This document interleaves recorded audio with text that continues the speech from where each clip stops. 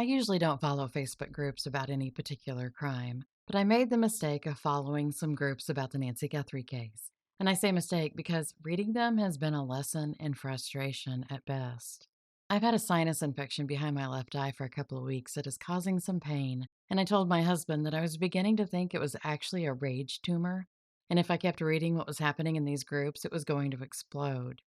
I have seen some wacky theories before in cases, but some of them in this case has just been wackadoodle with extra crazy sprinkles. After reading a lot of comments, I got the impression that there are a lot of people who might not realize how long an investigation can actually take. And I think that fictional crime shows might contribute to that. Thanks a lot, Law and Order. So here's a list of 7 ways that television and movies can affect how people view criminal investigations. Now, I know that those of you who follow this channel can tell the difference between television and real life, but maybe you know someone who doesn't, and maybe they need to hear this. So please share like it's free, because it is. Number 1, everything gets solved in an hour. Well, on television, crimes do. TV investigations wrap up neatly within, 42 to 60 minutes. But in reality, cases can take months, years, or decades to solve. Leads go cold, evidence takes time to process, and sometimes investigators just hit a dead end. The tidy little TV timeline creates unrealistic expectations that if a case isn't solved quickly, someone must be incompetent or covering something up. Now, I'm not saying there aren't idiotic investigators out there, but just because a case isn't solved in a couple of months isn't necessarily an indicator of idiocy or incompetence. Number 2, forensics solves everything, also known as the CSI effect. Shows like CSI made people believe that forensic evidence is always available and always definitive. In truth, many crime scenes produce little or no usable forensic evidence. DNA may not exist, fingerprints may be partial or non existent, and lab analysis can sometimes take weeks or even months. Real cases rely heavily on interviews, tips, and investigative legwork. And let me emphasize that I think a lot of breaks in cases only happen because of tips that are called in. And I don't mean your psychic visions either, Gossamer Wind Fairy. Actual solid tips. Number 3, instant lab results. On TV, a detective sends evidence to the lab, and in the same amount of time that you've been able to watch a commercial about how there's a new medication that might control your blood pressure, but it might also cause you to bleed right out your butthole, the TV investigator has received the results back from the lab. Real forensic labs often have backlogs that take time, especially in busy jurisdictions. Evidence has to be cataloged, processed, and reviewed carefully.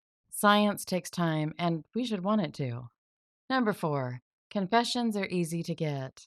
Television interrogations often end with dramatic confession after a clever line from the detective.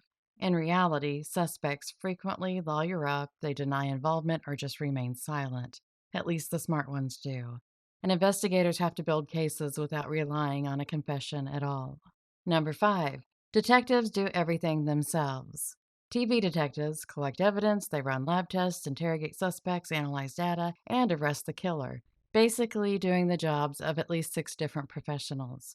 In reality, investigations involve teams that include patrol officers, detectives, forensic analysts, medical examiners, prosecutors, and sometimes federal agencies. Curse Inspector Gadget for making us believe otherwise. Number 6, technology is basically magic. Crime shows love magical databases and software that instantly enhance blurry images, can reconstruct faces, or track anyone anywhere. Real technology helps, but it does have serious limitations. Video enhancement can't invent detail that wasn't captured, and databases only work if relevant data is actually in them. And now with AI on the scene, everyone thinks they can use it to unmask a masked intruder or show who's driving a car at 2 o'clock in the morning in minimal lighting. Number 7, investigations are always dramatic. Well, TV portrays cases as nonstop action. There are chases and breakthroughs in the case and dramatic confrontations. The reality is far less cinematic.